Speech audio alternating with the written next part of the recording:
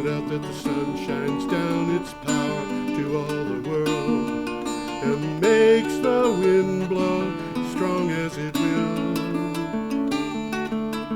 I wonder how gentle rains can fall upon the land, so lovely earth can stay lovely still. Hello, ladies and gentlemen. Welcome to the 514th edition of Energy Week with George Harvey and Tom Fennell. Tom, you... In the flesh. What? In the flesh. In the flesh. Tom is in the flesh. We are told remotely that Tom is in the flesh, in his home. Right. That's what it is. Okay. And for those who want to read the articles that are associated with the things that we're talking about, you can go to geoharvey.com and click on the date on the calendar to find it amongst about 15 articles usually. Or you can go down to scroll down on your computer and find a file or a website where you will either be able to download or get a link so that you can get links to the original articles. Because your links actually work. They bring you directly to the article. Yeah, one of them, by the way, didn't work this week when I went back to check it, and I actually had to change it because the Clean Technica actually changed the address of one of the stories. So that was weird. Well, we try to tell you who they are. Yep, we do. Who the source is, and maybe you'll have to do a little research to actually find the source. Right. Now, should we go ahead, Tom? We're working at one time, but times change. Yeah. Should we go ahead? Might as well. Can't dance. Okay. Our first item, our first article, is let me put this picture up. The first article is from phys.org. That's a picture of a coffee plantation. That's what it says. So I have to believe him because that looks like wheat growing in a field to me, but you know, what do I know? It's not a ski slope. It's not a ski slope, and that whole area is terraced. So I don't know what that all implies. Looks pretty good, looks pretty much like it's coffee. Does it? I don't know what coffee plants look like. If you were to show that to me and have me guess, I would have said I would have thought it was like rice. But I think coffee is a kind of a shrub. Okay. It's not a tree, and it's not like grass. Yeah. Okay. What do you got for a title? Anthropogenic climate change poses systemic risk to coffee cultivation. Yeah, coffee is important to the economies of coffee-producing regions. You can say that again. A study published in PLOS Climate by Doug Richardson and at CSIRO Oceans and Atmospheric in Hobart, Tasmania. Hobart, I'm sorry, I said Tobart, I meant Hobart. And colleagues suggests that climate change may significantly affect land where coffee is cultivated. Well, that's not news. No, actually, this is something that has been around for a while. The coffee plantations in parts of the world are migrating into higher and higher slopes because the coffee requires a certain amount of cool air to grow. And but it's a good thing to remember. Well, one thing I notice is climate change deniers try and say, well, there is no such thing as climate change because we had snow last week. And you got to realize there is a difference between climate and weather. Yes, there sure is.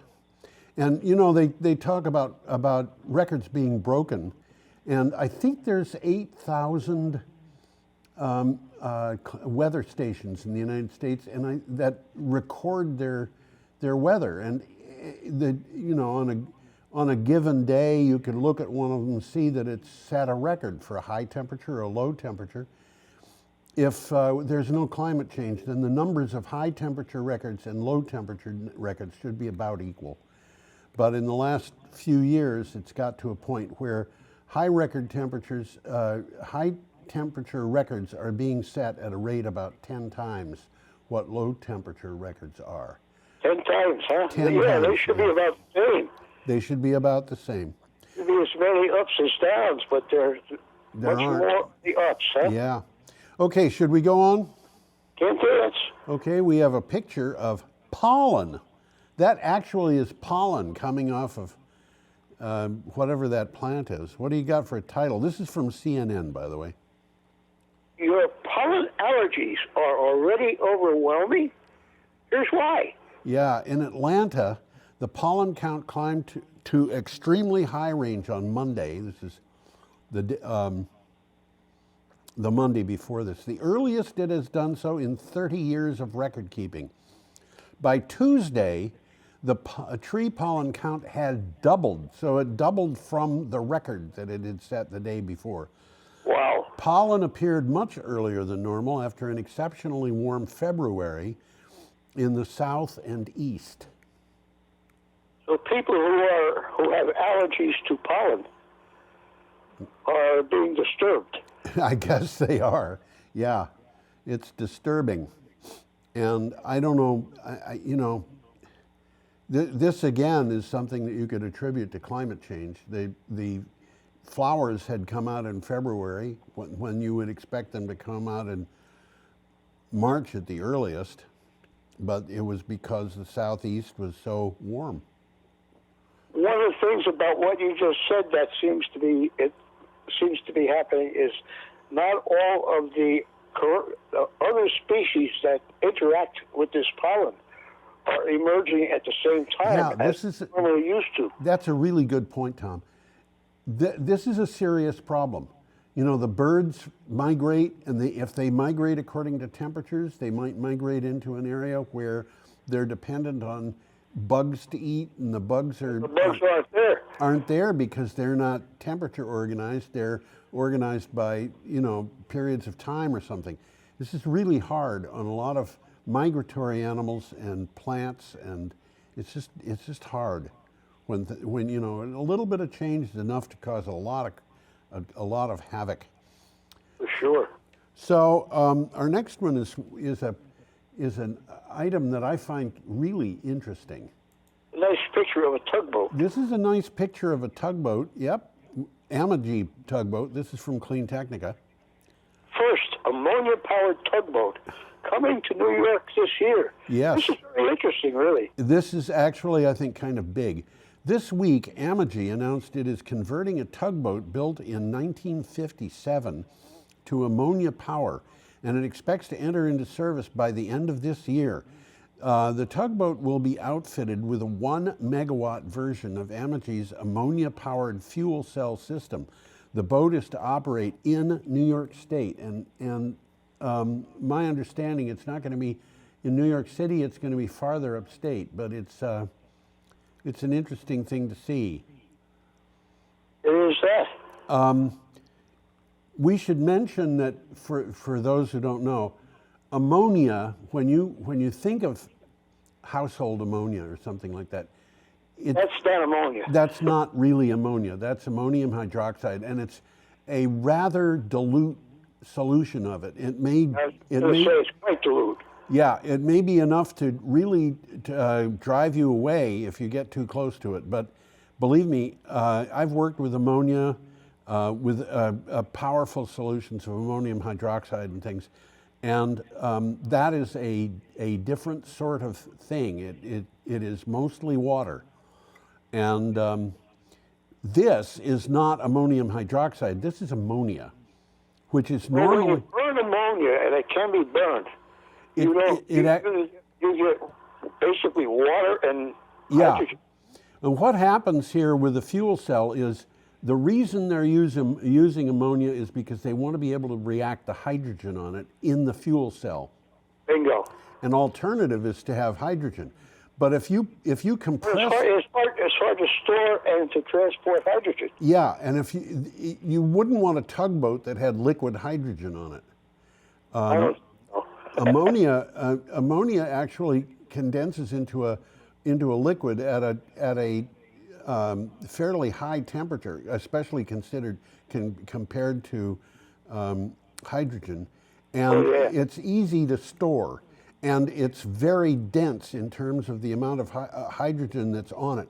An ammonia molecule, it has 1 nitrogen and 3 hydrogens. And when you put that into a fuel cell, you put 2 of those in.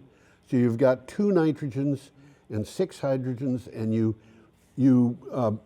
unite them with 3 oxygen atoms. And what's going to happen is you're going to have 3 water molecules, and the 2 nitrogens will get together and be released as nitrogen into the atmosphere. Well, the atmosphere is in the atmosphere already. Yeah, it's 78%, 79%, something like that nitrogen. You're really not changing the atmosphere much at all, not by any amount that would be measurable by doing this. And so it's a very, very, very clean system.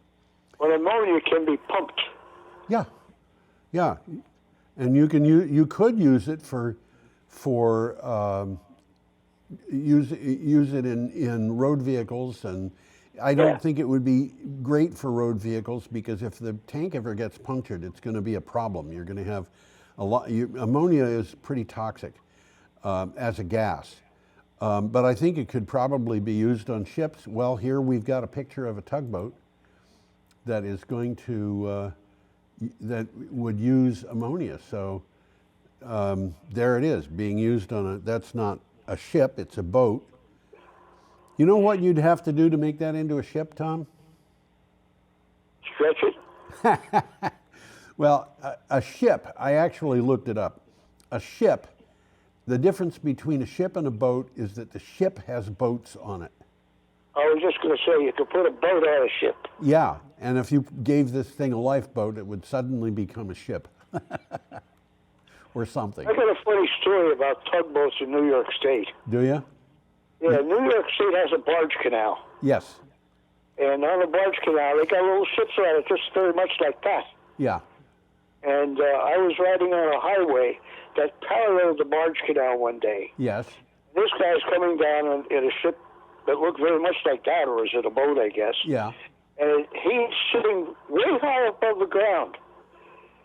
Yeah, he's like as if it's on top of that ship. Okay. Okay, and he's coming up, and there's a bridge there.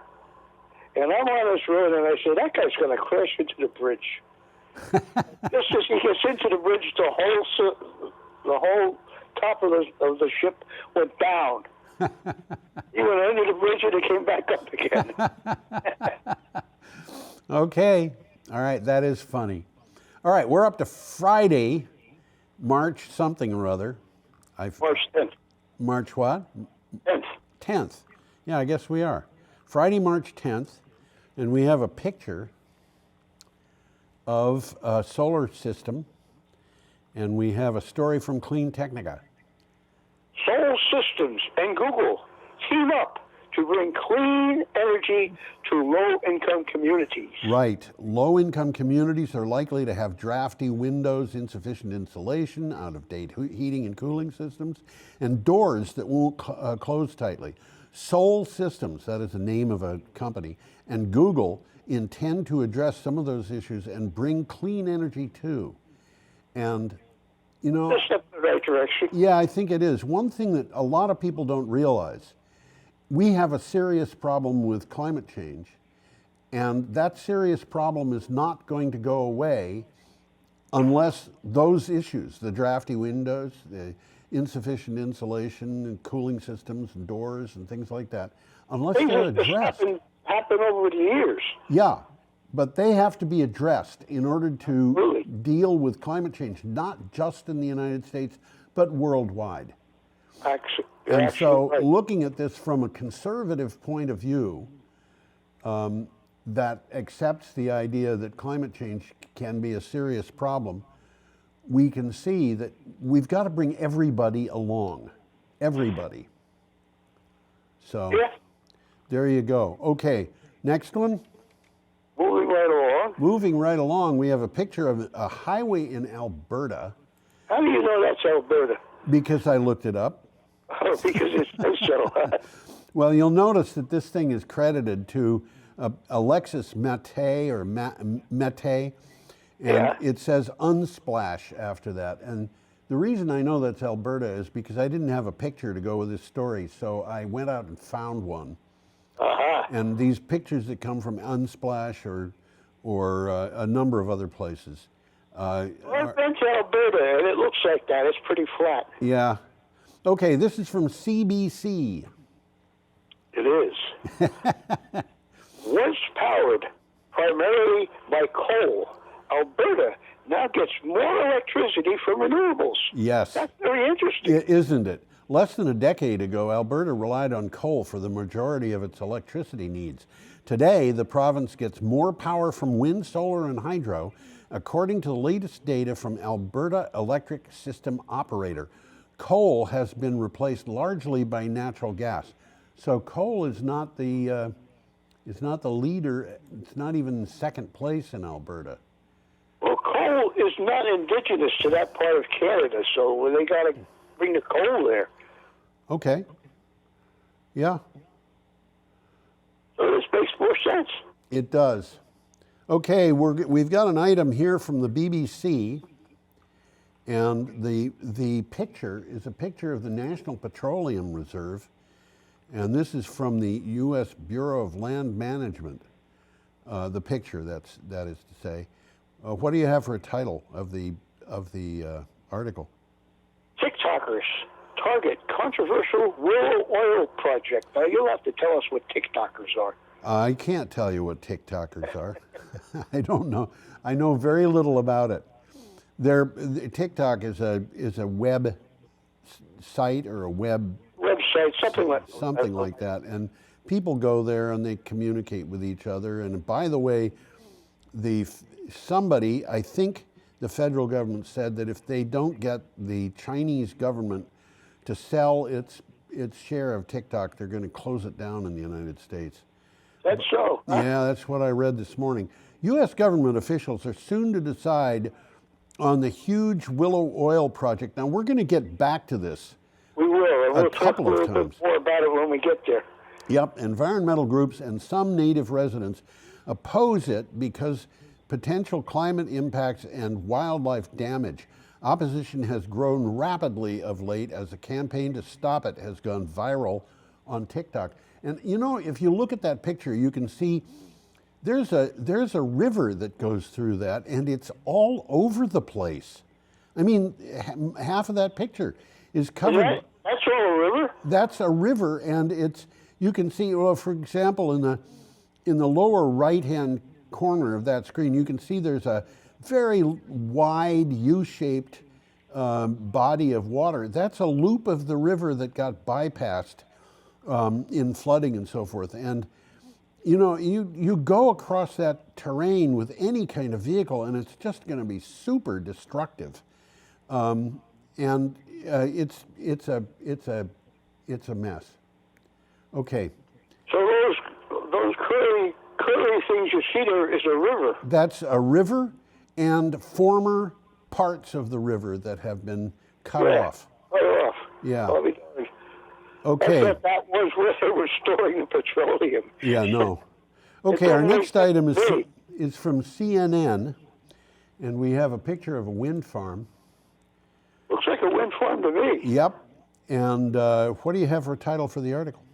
EU agrees to push for global phase-out of fossil fuels ahead of the COP28 climate conference. Right. European Union countries agreed to promote a global fossil fuel phase-out ahead of the UN's COP28 climate summit. Europe is transforming its energy system to meet climate targets and end decades of reliance on Russian fossil fuels. And this is something that is going faster than it would have because of the Russian invasion of Ukraine. Yes, it is. This is kind of interesting because Russia depends a lot on fossil fuels. Absolutely, yeah. Absolutely. 65%. 66. So they're getting hurt. Yeah, 66%, something like that, of their international trade,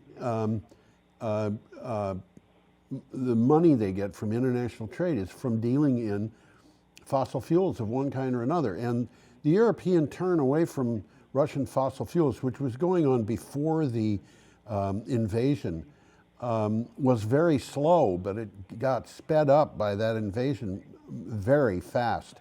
Very fast, for sure. Okay, we must go on, I'm sorry to say. Let us go on. We got a nice picture of El Nino. We have a picture of El Nino, and we have an It is El Nino, but the title says La Niña. Well, the title El has Nino. Whoop. the title has both La Niña and El Nino in it. This is from It does. CNN. La Niña has ended, and El Nino form and will form during hurricane season, forecasters say. Right. After 3 consecutive years of an unusually stubborn pattern, La Niña has ended and El Nino is on its way. The National Oceanic and Atmospheric Administration said this could mean a less active Atlantic hurricane season and another spike in global temperatures. So they're saying we probably won't have as many hurricanes, but the temperature is going to go up. Well, Very the likely. hurricane on the Atlantic Ocean is called a typhoon in the Pacific Ocean. That's right. The cyclone in the Indian Ocean. That's right. It's the same thing. Yeah, that is right. They're all over the place, and I think we're going to be talking about a cyclone that hit Mozambique. I don't remember whether that's I in. think we are. Mozambique, yes. We will be talking about Mozambique. That is a weird cyclone. Okay, our next picture is a picture of a Ferrari. Looks like a car anyhow. Yeah, well, you can tell it's a Ferrari because it's got that Ferrari horse on the back. Yeah, there it is. If you look close, it's not a Mustang. That's right. This is from Clean Technica. Bloomberg calls, quote, peak ice, just as GM offers buyouts to salaried employees. Right. What does that mean, peak ice? Peak ice is, well, I'll explain it after I read the synopsis. Colin McCarricker of Bloomberg New Energy Finance observed that the global market for internal combustion vehicles, ICE is internal combustion engine. Of course, it is. Why did I think of that? Well, you know, the first time I saw that, I didn't think of it. And he said that the global market for these vehicles peaked in 2017 and is now in structural decline. GM announced it's offering to buy out U.S. salaried employees. Is there a connection? Well, the article says, yeah, there's a connection between this. Of course. It's a changeover that is having remarkable influence across the markets. One of the things that I think we're not going to be talking about this week, but will be talking about next week, is the fact that Volkswagen is planning on putting, I don't remember the figure, it was way over $100 billion into going to electric vehicles. Is that so? Yeah, it is crazy the amount of money that's being spent. Okay, we're up to Sunday. Well, the article basically is saying that internal combustion engines, as we used to know them, are becoming rapidly a thing of the past. Yes. We're up to Sunday, March 11th? 12th. 12th, okay. And we have an item from Clean Technica. Let me put up the picture. This is a picture of a hurricane taken by NASA. And I think those are computer-enhanced colors, I think. I think they might be, but it's interesting that the thing in the middle that's red is the hurricane. Yes. So what do you have for a title? The growing impact of attribution science in climate science. Yeah. Attribution Science. Attribution science studies how climate change relates to natural weather patterns and variability.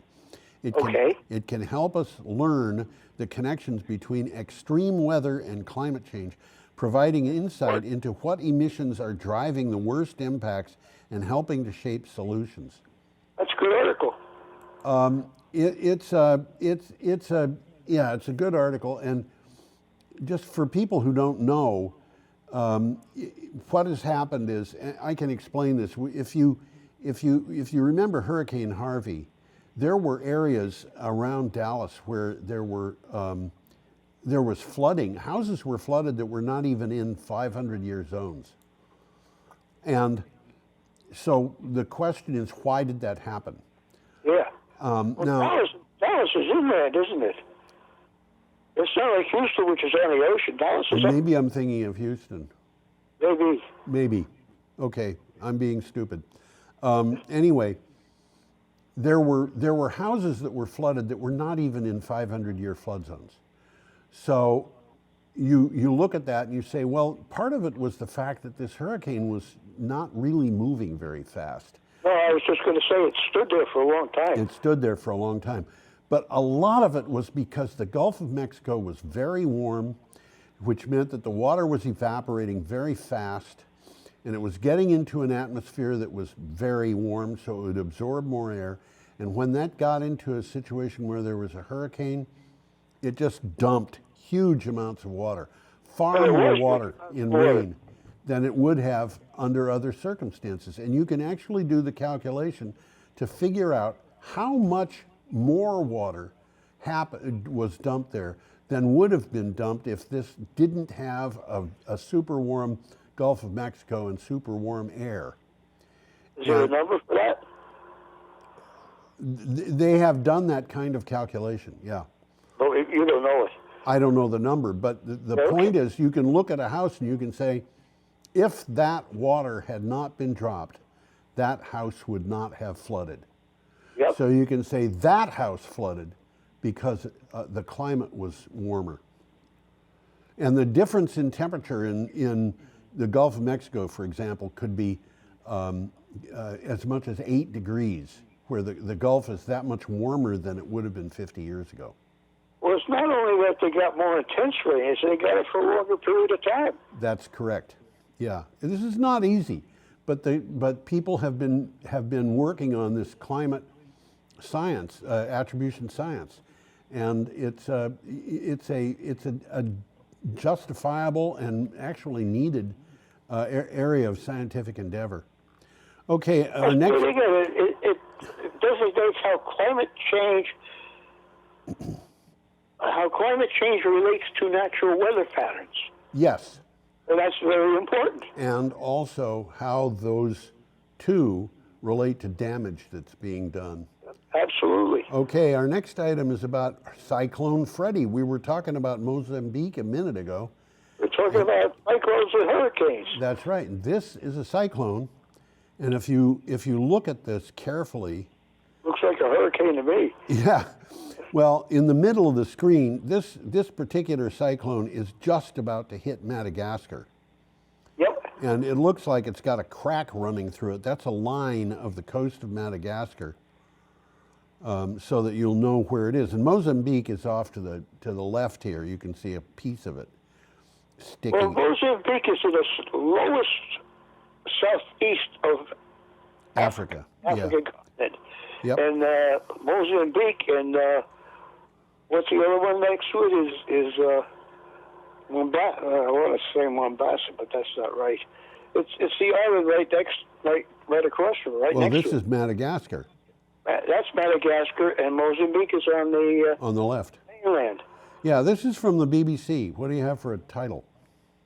Cyclone-friendly wind. Cyclone ready. Yes. Winds and rain lash Mozambique as the storm arrives. Right. Mozambique is being hit by Cyclone Freddy again, as it makes its second landfall this month. Now, they're counting. The same hurricane. Same hurricane, same country, second landfall. So this is the second time it's hit Mozambique. It has was formed 34 days ago, this is 34 days earlier, and may become the longest lasting storm on record. It did do that. Experts say climate change is making tropical storms around the world wetter, windier, and more intense. I got a note to myself. It is in Southeast Africa opposite Madagascar. Right. There you go. And I got even a map, but I can't put it up. But Okay. it shows it. They look like, they almost look like they fit together. Yes.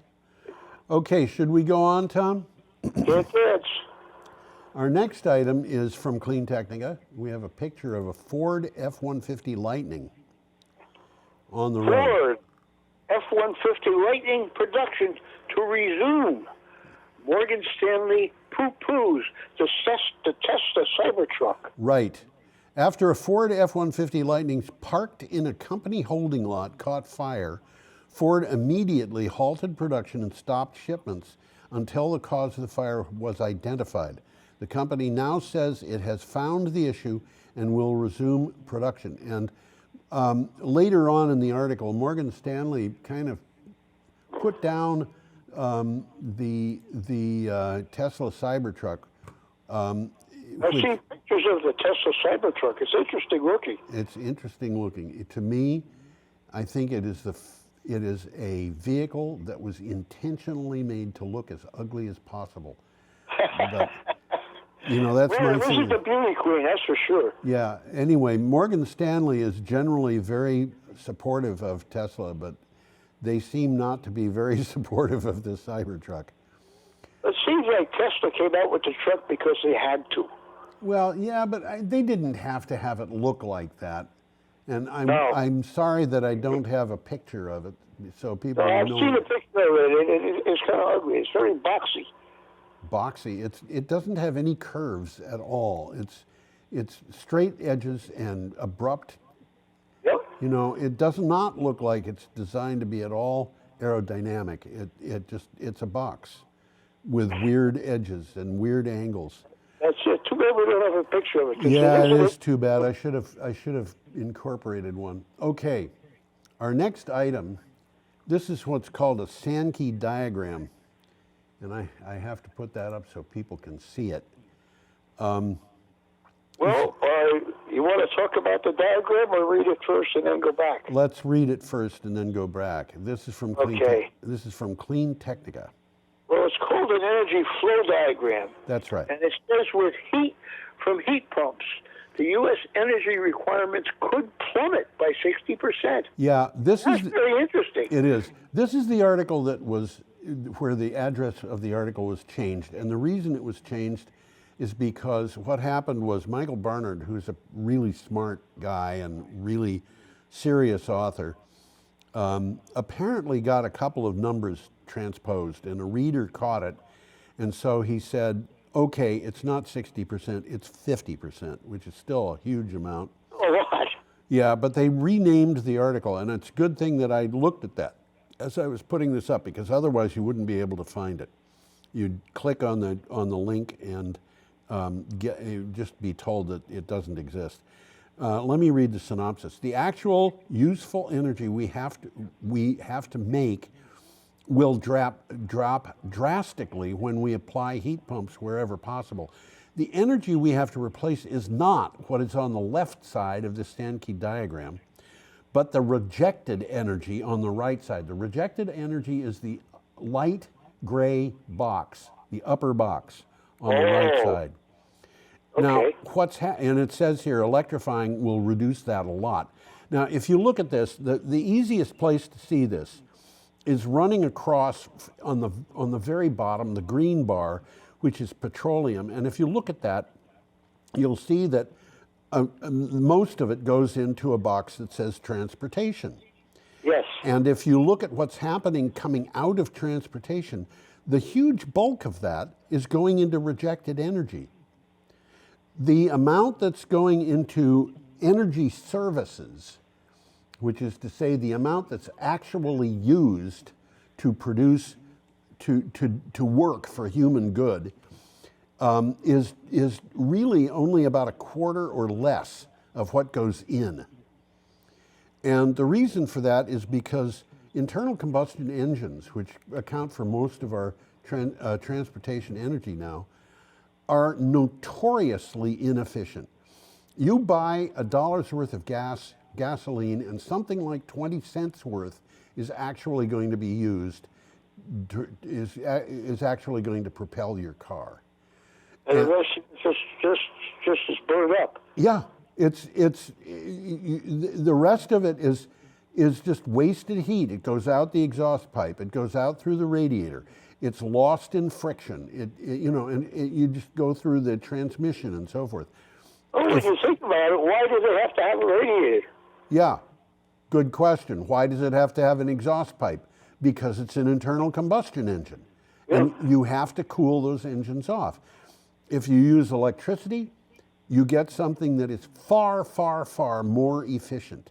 Now, if you look up above, you'll see that a bunch of different things go into that kind of orange box that's halfway across or a little less.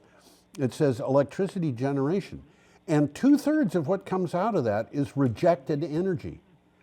And the reason for that is because thermal generating plants only produce about a third of the amount of energy that they waste a lot of energy by definition. Yeah, that's why there are cooling towers at coal burning and nuclear power plants. They have to cool those plants. Yeah. I talked to a guy before Vermont Yankee closed. He was an engineer at Vermont Yankee, and he told me that if you could trap the heat from the Vermont Yankee plant and distribute it through Vermont somehow, it would heat every house in Vermont, that one plant. Wow. But where was that going? Well, it was going into the air because they had long banks of short little cooling towers there, or it was going into the river.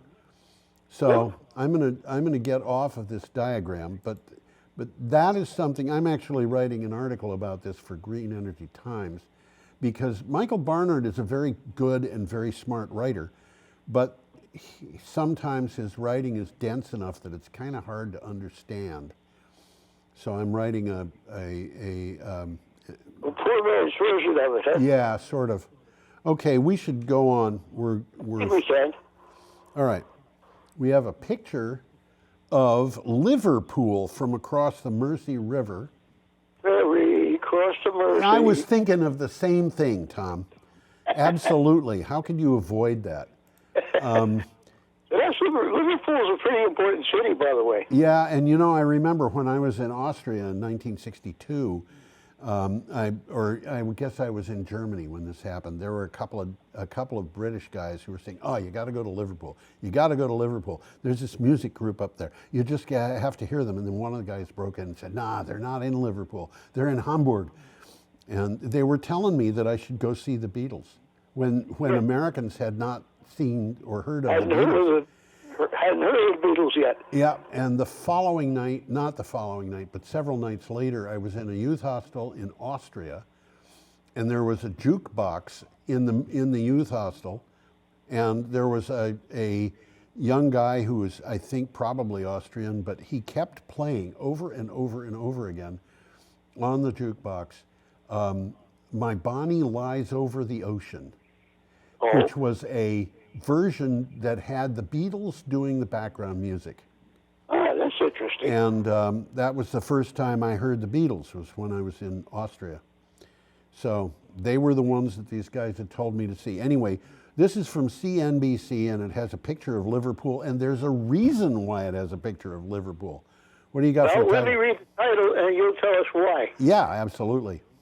A tidal power mega project in one of Europe's iconic waterways could power 1 million homes, but the costs are huge. Yes, if all goes according to plan, the Mersey could also play a major role in the UK's sustainable future.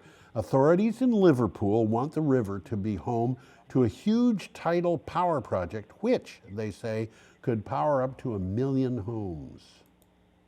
Wow. So, there was a difference between tidal power and wave power. Yes, there is. We saw a wave power machine last week. Yeah. Tidal power can be very huge. Right in the border of New Brunswick, it's among the highest in the world, so right. 40 feet. Right. So anyway, did you have more to say on that? No, I finished. Okay, I'm sorry. I felt like I cut you off. Our next piece is from the BBC. And we have a picture of an iceberg. Like an iceberg to me. Yeah. What do you got for a title? why? Why East Antarctica is a sleeping giant of sea level rise? This is significant. Yes, it is. And every time I see the name East Antarctica, I think to myself, what? East? What are you talking about? There is no such thing. There is no East. Yeah. Everything's north. There is a part of Antarctica that's called... the convention. Yeah, it is. That's that wing sticking up in toward the north. Yeah. Okay, let me read the synopsis here. Scientists once thought East Antarctica ice sheet, which has enough water in it to raise sea levels by 52 meters, that's 170 feet, was stable. But now its ice shelves are beginning to melt. Some glaciers in what one explorer called, quote, the home of the blizzard, end quote, are melting and might be at risk of sudden collapse. Now, collapsing glaciers does not mean that the sea level will rise, because those things are already sitting on the sea level. They're more or less floating already. Yeah, but if they're underwater, it can raise sea level. Right. And what happens with these things, though, is that they're blocking the advance of the glacier behind them. And if they come unglued from the continent, that glacier behind them can really move. So that's why there's a problem there. So should we go on, Tom? Can't dance. We're up to Tuesday. We're up to what? Tuesday, March 14th. Tuesday, March 14th, and we have a story about a flood. And this is from CNN. There's a road south of Brattleboro along the river that looks very much like that. Oh, yeah? Yeah. Okay. It goes down into Massachusetts, right along the river. It's a nice drive. Okay. What do you have for a title? Water disasters. Wait a second. Okay. Water disasters on both ends of the spectrum, dry and wet, are getting more intense as the planet warms. From lengthy droughts to severe flooding, the intensity of water-related disasters around the world has increased over the last 2 decades as temperatures climb to new records, according to research by NASA. And I want to tell you, the same day I saw this picture, it was unrelated, there was a story about a young woman who was driving a big pickup truck, and she tried to drive through an area like the one you see, where the road was underwater. And it was a lot deeper than she thought, huh? And it was deeper than she thought. The truck was swept off the road by water crossing the road and sank. And she climbed out and stood on the roof of the truck and was up to almost her waist in water. Very cold water. And she stood there crying for help for an hour. And she survived. She survived. She couldn't swim, and when she finally was taken out of there, she was numb from the waist down. I would believe it. Yeah, and I don't think she would have survived much longer. So if you see this, there's a reason why these roads get closed. You have to be really careful about this kind of thing. Well, you'd be driving along there, and that water could be deep. You wouldn't know it. That's right. We should go on to the next item. We're back to the Willow project. There it is. That's mountain range. That's the Brooks Range, and what you're seeing in the foreground is what's called the North Slope. And what do you have for title? Let me find it. Biden administration approves controversial Willow oil project in Alaska. Yeah, the Biden administration has approved the massive Willow oil drilling project in Alaska, angering climate activists and setting the stage for a court challenge. There will be a challenge over this. The project could generate enough oil to release 9.2 million metric tons of planet-warming CO2 every year. And the project itself is not very big compared to the entire Brooks Range. That's true. Yeah. I got a note here. The Brooks Range extends 700 miles. Yeah, it's west big. northern Alaska, well into Canada's Yukon territory. Right. about half of it is National Petroleum Reserve. Right. And there's a picture of, I have a picture of the whole darn thing. And the Willow Petroleum Reserve is a tiny part of the whole picture. Yeah, and there are people who have supported this because it'll bring jobs to the area, and the representatives in Washington, both senators and the member of the House of Representatives, are in support, regardless of their political party. So, but there are also there are indigenous people who support it because it'll bring jobs, and there are indigenous people who are opposed to it because of the damage that it'll do to the environment. So, well, that's very pristine country. It is.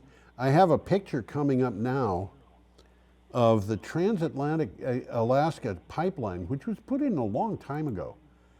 I mean, Yes, it was. It's called a tap line.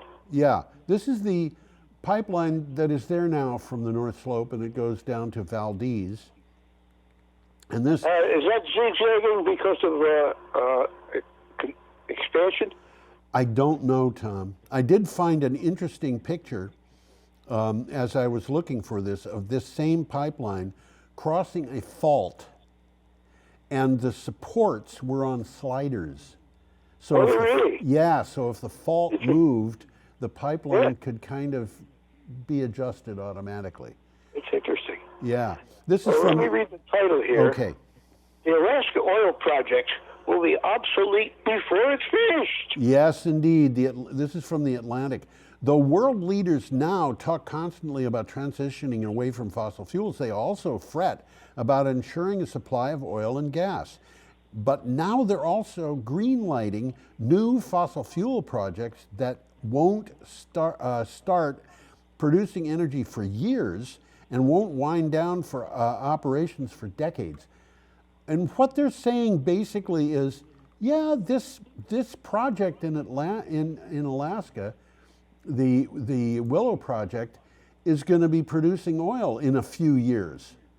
And it's going to be producing oil for a collapsing fossil fuel economy, in the opinions of many people, including myself.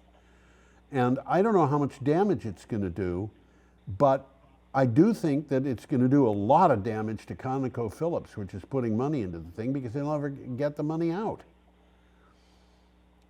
Interesting. Yeah, okay, we're up to Wednesday. Before it's finished, that's an interesting story. Yes. Okay, we're up to Wednesday, which I believe is the 15th of March, am I right? I think you're right. And we have a picture here of the North Slope again. Again, the North Slope. Yeah, huh? we've been talking, this has been appearing a lot in the last week. It's an important spot. This is from CNN. Inside, the Biden administration's front decision to greenlight the controversial Willow project. Yes. There it is again. Yeah, about 2 weeks before the Willow Oil project was approved, Interior Secretary Deb Haaland held a meeting with key environmental advocates and indigenous groups that opposed it. She told him the agency had to make difficult choices. And one of the things in this article is it said that Deb Haaland actually choked up during the course of this thing. The people who were there could see that she was upset about the idea that they were going to approve this project. So, That's interesting. yeah, and you know, there are a bunch of things that are going on. I've seen articles saying that the approval of the Willow project and a couple of other things shows that Joe Biden doesn't care about the environment or anything. And I have to say, Joe Biden is kind of under the gun here in some respects. He has to obey the courts, and the courts have come up with decisions in some cases that are really kind of difficult. So what do you do about that? Well, if you're president of the United States and the courts say that you have to have this project going, You got to have it going. you got to have it going. You can appeal to the Supreme Court, and what's the Supreme Court going to tell you, given the status of the current Supreme Court? That you got to have it going. That's my expectation. My expectation is that they would probably side with ConocoPhillips here. Well, there's some interesting things happening up there, and we're not party to what's really happening, I guess. I think that's part of what I'm trying to drive at, and thank you for But saying there is that. one word or two words really that apply. Money talks. Money talks. ConocoPhillips has historically had lots of money.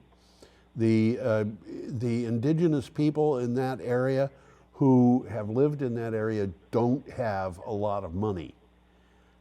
Yep. Certainly not compared to ConocoPhillips. Probably not compared to people living around us in Brattleboro. I would say almost certainly that's the case. Well, they don't have much up there to make a livelihood off. It's certainly not good farming country, and there's no factories up there. Yeah. I mean, how do they make a living at all?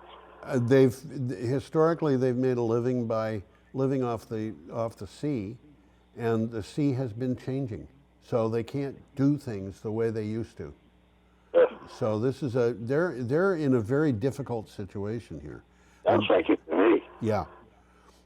Okay, our next item is the next item has two pictures with it. Yeah, it does. Can you get both pictures up, or do you I want can't to put them up at the same time. So let's do one picture. Okay. And then we do the second one. This picture is Lake Oroville. Wow. I'll mention what lake that is in a second. Okay, this is in September of 2021. Boy, that's dry. You suppose? Yeah, there's not much water in that lake. Here is Lake Oroville in December of 2022. A little bit better, isn't it? It looks a little bit different. Yeah, it's There's now. a different viewpoint. I think in the second picture there's a bridge, and I think that is the main bridge in the first picture. No, actually, it is not. I puzzled through that, and I figured out there are two different bridges. Okay.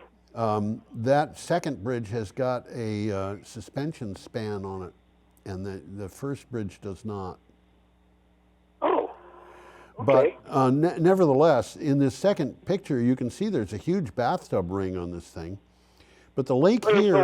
It's a lot wetter than it was in the first picture. Yes. The other thing to note here is that this area has been hit by several atmospheric rivers since this picture was taken in December. So the lake level is a lot higher than it is in this picture. You're going to explain to us what atmospheric rivers are. Yeah, why don't you read the title? This is from Clean Technica. Oh, by the way, Lake Oroville is a reservoir formed by the Oroville Dam impounding the Feather River in Northern California. Right, and it's the highest dam in California. Yes. Okay. I think in the country. It may be in the country. It's a very high dam, 700 feet or something, and we have talked about it before. What do you have for a title? Well, it asks us a question. What are atmospheric rivers? Yes. And what it says here is atmospheric rivers are relatively long, narrow regions in the atmosphere, like rivers in the sky, that transport most of their water vapor outside of the tropics. They come in many shapes and sizes, but those that have the largest amounts of water vapor and the strongest winds can create extreme rainfall and floods. And what happens here with an atmospheric river is that you have the coast of California, and then you've got, coming into it from the sea, you have a very narrow band that's being driven in a straight line, and it just hits California in one place, constantly, day after day.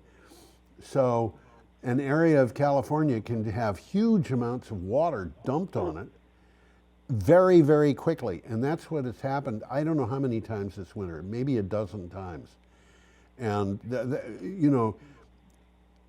6 months ago, most of California was in really deep trouble with extreme drought going on.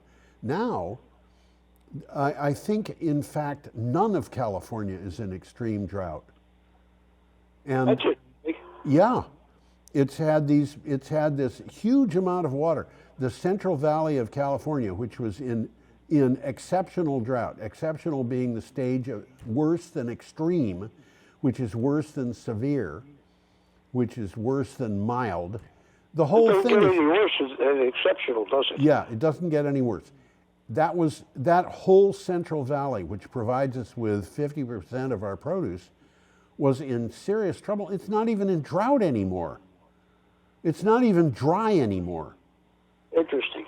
And, you know, I don't know how long this is going to go on. Watch it become too dry in a couple of years. Well, see, you got to remember something, and that is that the La Niña that we have been in is changing to El Niño, and that's going to mean a different process, climate process going on. Weather events are going to be different than they have been in the last 3 years. That does not mean that they're not going to get back into a drought situation quickly. Now we have to go on. We've got one more article from openpr.com, and I want to take care of this before we leave.